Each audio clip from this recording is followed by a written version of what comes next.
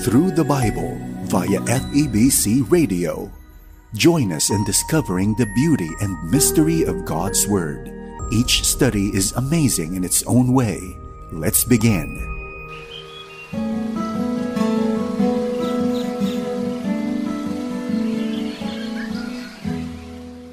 Ang programang Ang Paglalakbay ay tumatalakay sa iba't ibang kalagayan ng buhay. Layunin nito na maihatid sa mga tagapakinig ang salita ng Diyos na siyang magiging katuwang natin sa pagharap sa iba't ibang kalagayan ng buhay. Gamitin natin ang banal na kasulatan. Naniniwala kami na ang programang Ang Paglalakbay ay magbibigay sa atin ng kalakasan upang tugunan ang mga pangyayari sa ating buhay. At ito po ang mensaheng ating pagbubulay-bulayan sa oras na ito dito lamang po sa ating programang Ang Paglalakbay. Isang mapagpalang araw ang sumainyo mga kaibigan at mga tagapakinig ng atin pong palatuntunan. Nawa ay nasa mabuti at maayos po kayong kalagayan at handang matuto at makinig ng salita ng Panginoon. Ako po muli ang inyong kaibigan, Pastor Dan Bangko. Samahan po ninyo ako at tayo ay magbulay-bulay ng banal na salita ng Panginoon. Mga kaibigan, sa oras na ito ay muli pong sumasa inyo ang inyong kaibigan at pastor sa Himpapawid upang ipagpatuloy na pag-aralan at saliksikin ang aklat ng mga gawa. Ito po ang pagbabatayan ng ating pagbubulay sa oras na ito. Ang pag-aaralan natin ngayon ay karanasan ng naunang iglesia na patotoo sa mga naliligaw. Si Pedro ay nangaral sa wikang Aramaic upang maintindihan ng lahat ang nais niyang sabihin. Ang mensaheng ito ay ibinigay niya para sa mga Hudyo na kung saan doon din ipinako si Jesus sa kanyang sariling bayan. Sa pagkakataong ito, hindi pa nabubuksan ni Pedro ang pintuan ng pananampalataya ng mga hintil hanggang sa dumating si Cornelius.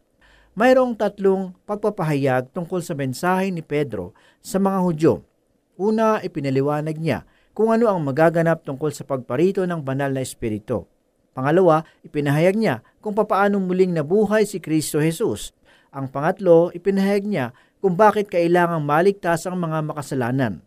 Alamin po natin ang sermon ni Pedro doon sa Jerusalem pagkatapos nilang maranasan at tanggapin ang kapangyarihan ng Espiritu Santo ng araw ng Pentecostes. Mga Gawa 2:14-15, tumayo si Pedro at ang 11 apostol at nagsalita ng malakas.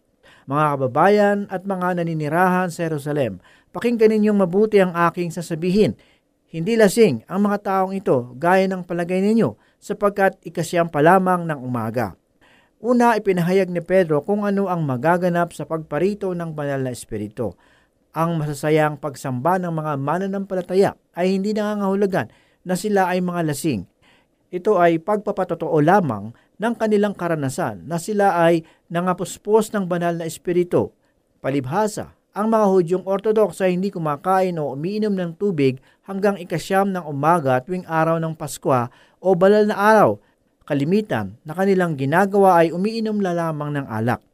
Mga Gawa 2:16, manapay na tupad ngayon ang sinabi ni Propeta Joel. Sa sinabing ito ni Pedro, hindi nangangahulugan na ang araw ng Pentecostes ay katuparan ng hula ni Joel, sapagkat kung babasahin natin ang hula sa aklat ni Joel, ito ay may kaugnay sa araw ng Panginoon. Sinabi ito ni Pedro sapagkat siya ay pinangungunahan ng banal na Espiritu at upang magkaroon ng sagisag ang iglesia. Mga Gawa 2:17, ito ang gagawin ko sa mga huling araw, sabi ng Diyos, pagkakalooban ko ng aking espiritu ang lahat ng tao, at sa ngalan ko'y magpapahayag ang iyong mga anak. Ang inyong mga binatay makakakita ng mga pangitain, at ang inyong mga matatandang lalaki magkakaroon ng mga panaginip. Talata 18-21, sa mga araw na iyon ay pagkakalooban ko rin ng aking espiritu, ang aking mga alipin, maging lalaki at babae, at sa ngalan ko'y magpapahayag sila. Magpapakita ako ng mga himala sa langit at mga kababalaghan sa lupa. Dugo, apoy at makapal na usok. Magdidilim ang araw at pupulang animoy dugo ang buwan bago sumapit ang araw ng Panginoon, ang dakila at maningning na araw, at sino mang tumawag sa pangalan ng Panginoon ay maliligtas. Ipinahayag ni Pedro ang mga bagay na ito sa mga taong manlilibak upang ipakita sa kanila na ang pagkabuhos ng banal na Espiritu ng Diyos ay hindi dapat maging katawa-tawa at gawing isang biro. Mga kaibigan, ang hula ni Joel sa 2 kabanata 28-32 talata ay hindi pa nagkakaroon ng katuparan sa panahong ito. Kung ating babalikan ang aklat ni Joel, makikita natin ang kanyang ipinahahayag tungkol sa araw ng Panginoon. Sa araw ng Panginoon, magsisimula ang matinding kahirapan ng panahon. Sa 3 kabanata ng aklat ni Joel, makikita ang panahon ng pakikipagdigmaan at panahon ng paghuhukom sa lupa. Subalit ito ay hindi pa nagaganap at hindi pa rin nagaganap sa araw ng Pentecostes. Sinabi ni Simon Pedro na ang banal na espiritu na nanguna kay Joel ay siya ring nangunguna sa kanya sa sandaling iyon. Ito ay panawagan para sa mga Hudyo sapagkat ang alam nila, ang banal na espiritu ay ibinigay para sa mga pinili lamang. Subalit dito, 120 na kapwa nila Hudyo, mga lalaki at babae, ang tumanggap ng pagpapala ng banal na espiritu na ibinigay din kay Moises, David at sa mga propeta. Ang huling araw ay ibinigay ng Diyos bilang pagtatapos ng kanyang plano na kaligtasan para sa sangkatauhan. Naganap na ang plano ng kaligtasan noong napako, namatay at muling nabuhay ang Panginoong Hesus. Tanging ang gagawin lamang ng tao ay manampalataya, magsisi ng mga kasalanan at tanggapin si Jesus na Panginoon at tagapagligtas. Ang dakilang tungkulin ng tao ay ipahayag at ipamahagi ang mabuting balita ng kaligtasan sa buong sanlibutan. Ang panawagan ay para sa lahat. Ang bawat tumatawag sa pangalan ng Panginoong Hesus ay maliligtas. Mga Gawa 2:22-25. Mga Israelita, pakinggan ninyo ito. Si Jesus na taga Nazaret ay sinugo ng Diyos. Pinatutunayan ito ng mga himala, mga kababalaghan at mga tandang ginawa ng Diyos sa pamamagitan niya. Alam ninyo ito sapagkat lahat ay naganap sa gitna ninyo. Ngunit ang taong ito na ibinigay sa inyo ayon sa pasya at pagkaalam ng Diyos sa mula't mula pa ay ipinapako ninyo at ipinapatay sa mga makasalanan. Subalit siya ay muling binuhay ng Diyos at pinalaya sa kapangyarihan ng kamatayan. Hindi ito maaaring mamayani sa kanya gaya ng sinabi ni David. Nakita ko na laging nasa tabi ko ang Panginoon. Siya'y kasama ko, kaya't hindi ako matitigatig. Ito ang pangatlong pangyayari kung papaano si Jesus ay muling nabuhay mula sa mga patay. Ang mga balita sa bahaging silangan ng Jerusalem ay napakabilis. Marahil karamihan sa mga mamamayan sa Jerusalem ay nakakaalam tungkol sa pagkakadakip, pagkakahatol at pagkakapako kay Jesus ng Nazaret. Marahil narinig din nila ang panawagan na ang bangkay ni Jesus ay ninakaw ng mga kapatiran o ng mga kawal Romano. Ipinaliwanag ni Pedro ang tungkol sa katotohanan na si Jesus ay muling nabuhay bilang pagpapatunay na siya ay isang Mesiyas. Nagbigay si Pedro ng 4 na katotohanan na nagpapatunay na si Jesus na taga Nazaret ay muling nabuhay. Sila ay tinawag upang manalig kay Kristo at maligtas. Una, katibayan at katunayan ng pagkatao ni Jesucristo. Alam ng mga nakikinig kay Pedro na si Jesus ay totoong tao mula sa bayan ng Nazaret. Siya ay gumawa ng mga kababalaghan at himala. Maliwanag na sumasa kanya ang Diyos. Narinig nila na nagsalita at nakita nila ang buhay ni Jesus. Nakita rin nila kung papaano siya pinahirapan, ipinako at namatay. Sino ang may pananagutan sa kanyang pagkapako sa panahong iyon? Ang mga tagapamuno ng relihiyon, ginawa nila ang lahat upang sirain si Jesus. Sila rin ang may pakana na sabihin sa gobernador ng Romano na paratangan si Jesus. Ipinako siya sa krus. Ngunit ang itinuturo ng mga daliri ni Pedro sa kanyang pagpapahayag ay ang mga Israelita. Subalit walang dapat pagtalunan tungkol sa mga bagay na ito. Kung sino ang may sala o pananagutan sa pagkamatay ni Jesus. Sasabihin ko sa inyo kung sino ang may pananagutan para sa kanyang pagkamatay. Ikaw at ako ang may pananagutan sa pagkamatay ng Panginoong Hesus, sapagkat ang sanhi ng kanyang kamatayan ay dahil sa iyo at sa aking kasalanan. Basahin po natin ang salita ng Panginoong Hesus sa aklat ng Juan, Kabanata 10, 17 talata hanggang 18. Dahil dito'y minamahal ako ng Ama, sapagkat ibinigay ko ang aking buhay upang ito'y kunin kong muli. Walang nag-aalis nito sa akin kundi kusa kong ibinigay. May kapangyarihan akong ibigay ito at may kapangyarihan din akong kunin itong muli.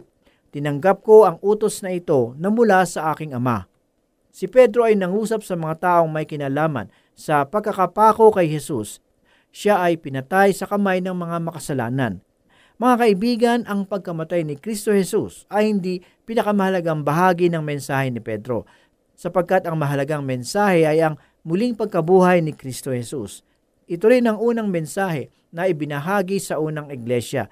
Ito rin ang ipinahayag noong araw ng Pentecostes. Si Pedro ay kumuha ng mga talata sa aklat ng mga awit, kabanata 16, talatang 8 hanggang 10. At ako ay natutuwa sapagkat nakatulong ito sa aking pag-aaral upang madali kong maunawaan ang kabanatang 16 ng aklat ng awit. Pinahayag ni Pedro ang kanyang nararamdaman sa piling ng Diyos sa pamamagitan ng salita ni David. Mga Gawa 2:26 hanggang 8.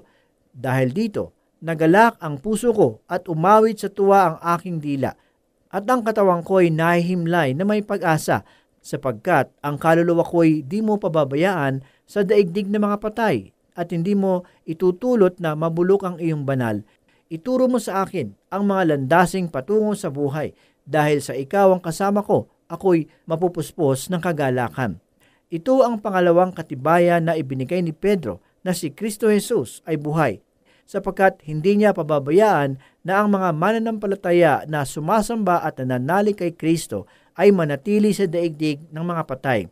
Si Simon Pedro ay puspos ng kapangyarihan ng banal na Espiritu, kaya sinabi niya ang lahat ng bagay na ito na nakasulat sa aklat ni David.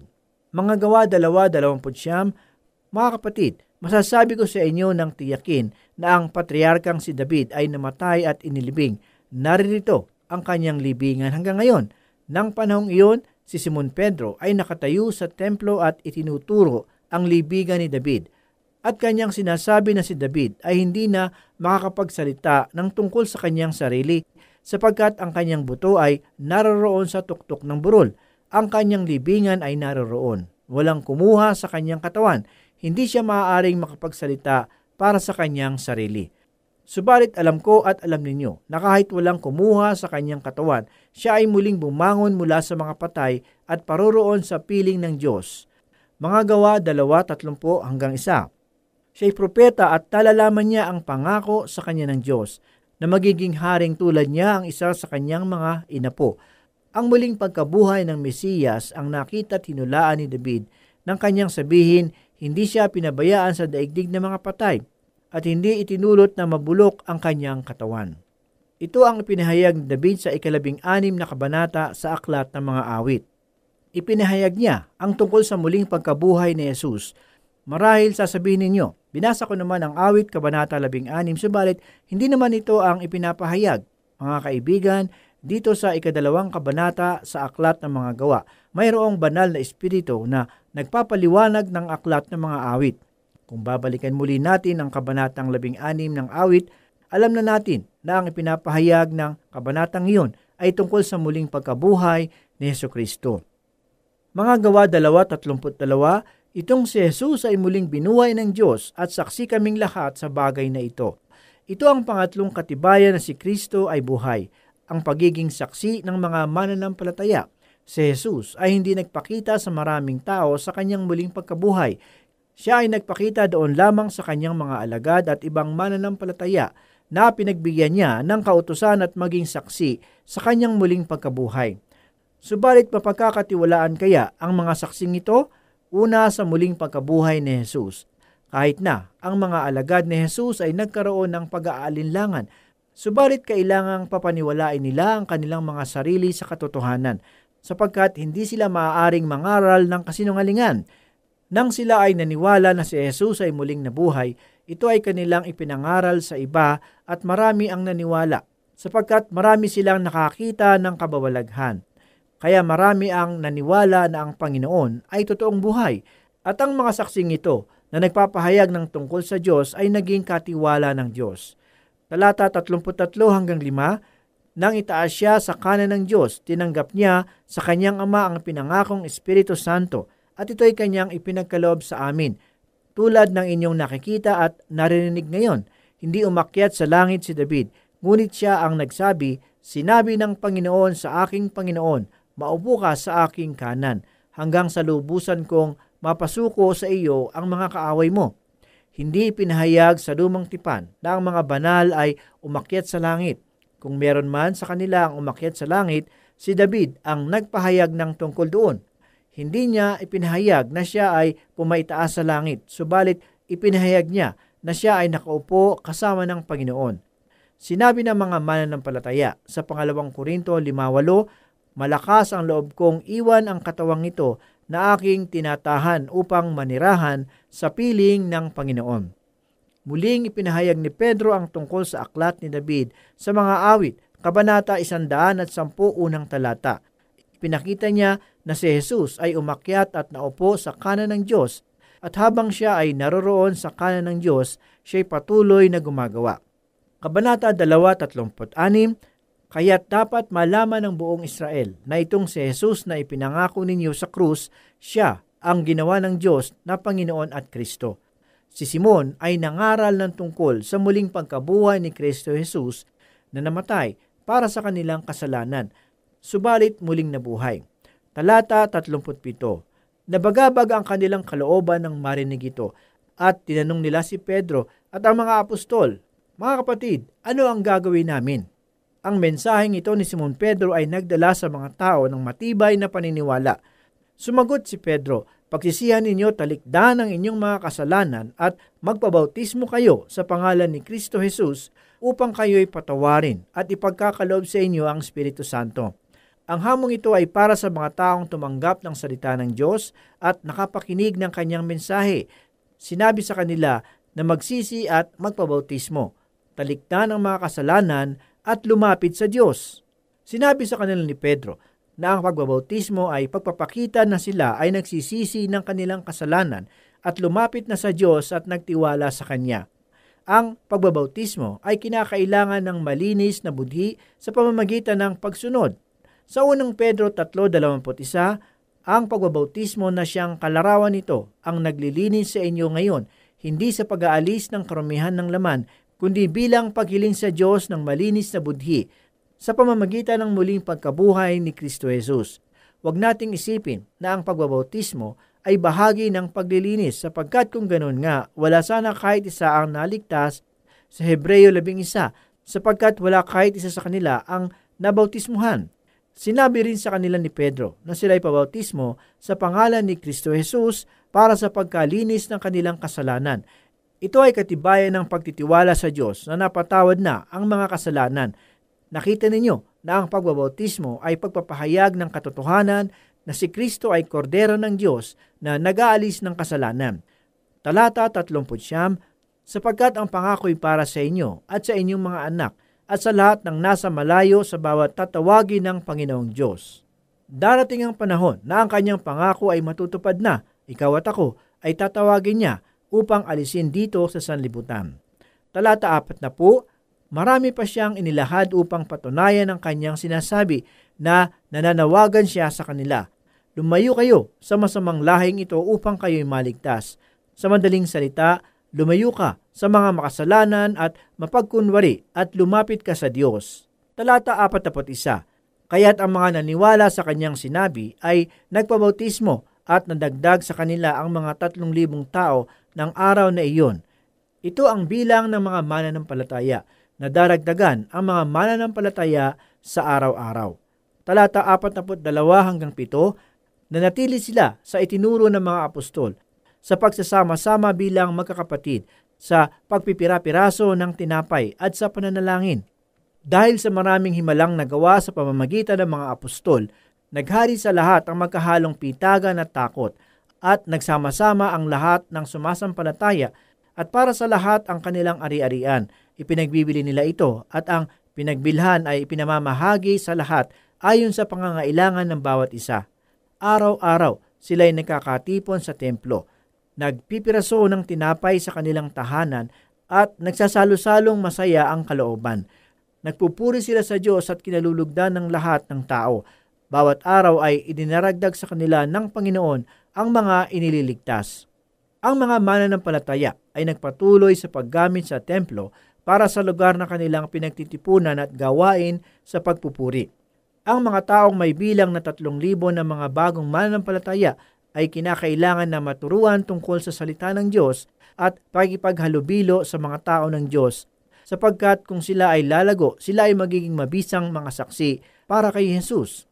Pansinin ninyo, mayroong 4 na palatandaan ang pagkilala sa banal na espiritu. Una, nananatili sila sa turo ng mga alagad sapagkat napakahalaga na panghawakan nila ang mga turong ito. Pangalawa, pagsasama-sama. Nagkakaroon sila ng pagbabahagi tungkol sa Panginoong Hesukristo. Pangatlo, pagputol-putol. Ito ay tanda ng pagkipag-isa nila sa katawan ni Kristo Jesus. At pang-apat, panalangin. Ito ang pinakamahalagang bahagi sa pagtitipon ng mga mananampalataya. Ang mga mananampalataya na binanggit dito sa 2 kabanata ng mga gawa ay hindi nakikita-kita minsan sa isang linggo. Sila ay nagkakatipon araw-araw at pinag-aaralan ang salita ng Diyos. Nangihikayat ng mga kaluluwang nawawala at naliligaw at sinasaliksik ang salita ng Diyos. Ang kanilang pananampalataya ay nagiging makatotohanan sapagkat ang Diyos ay totoong buhay sa kanilang mga puso at ang kapangyarihan ng kanyang muling pagkabuhay ay gumagawa sa kanilang buhay at ito ay sa pamamagitan ng Espiritu. Mga kaibigan, tandaan natin, ang pangako ay nananatiling mabuti. Roma 10:13. Sapagkat ang lahat ng tumatawag sa pangalan ng Panginoon ay maliligtas. Kaibigan, sinubukan mo na bang tumawag kay Jesus? Naniniwala ka ba na maliligtas ka ng Panginoong Hesukristo? Sa oras na ito mga kaibigan at tagapakinig ng ating palatuntunan, nawa ay patuloy na nangungusap sa inyo ang mga salita ng Panginoong Hesukristo. Napakadakila ng ating Panginoon. Ang kanyang pag-ibig at biyaya ay walang kapantay. Kahit na tayong lahat ay lubog sa pagkakasala at patungo sa kapahamakan, ay pinili ng Diyos na ipagkaloob ang kanyang bugtong na anak upang sa halip na tayo ang maipako sa krus at magdusa, inako ni Jesus ang parusa na nakalaan sa ating mga kasalanan. Ang sabi po sa Juan 3:16 ay ganito, "Gayon na lamang ang pag-ibig ng Diyos sa sanlibutan, kaya ibinigay niya ang kanyang bugtong na anak upang ang sumampalataya sa kanya ay hindi mapahamak, kundi magkaroon ng buhay na walang hanggan." Tanging ang buhay lamang ng ating Panginoong Hesus ang maaaring ialay para sa kabayaran ng ating mga kasalanan, sapagkat walang nasumpungang kasalanan sa Kanya, at ang dugo lamang niya ang tanging makapaglilinis ng ating mga kasalanan. Ito na ang oras ng kaligtasan. Tanggapin mo kaibigan sa iyong puso at buhay ang alay na kaligtasan ng Panginoong Hesukristo. Sumampalataya sa Kanya at ikaw ay tiyak na maliligtas at magkakamit ng buhay na walang hanggan. Purihin ang salita ng Panginoon. Tayo po ay manalangin.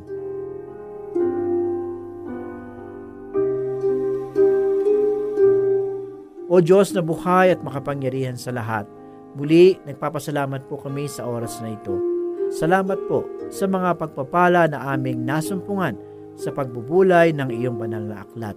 Ito po ay naging kalakasan namin sa oras na ito. Ito po ang aming samot dalangin sa pangalan ni Jesus. Amen. For more teaching from God's whole Word, you can listen through this station, FEBC Radio. For questions, comments, Bible requests, or learning resources, email us at dzasinfo@febc.ph. This is Through the Bible. See you again for more learning on the next episode.